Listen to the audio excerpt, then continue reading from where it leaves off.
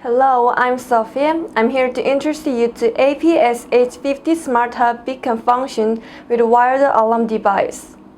AP-SH50 Smart Hub uses a LAN interconnection feature, providing an excellent scalability by interworking with various ZigBee and Z-웨이브 sensor devices.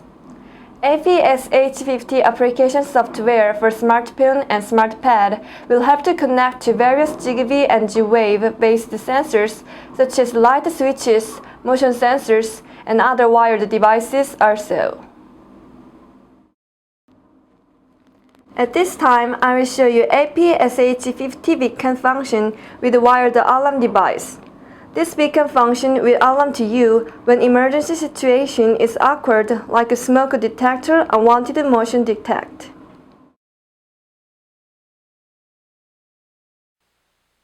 Alarm device is connected to alarm port.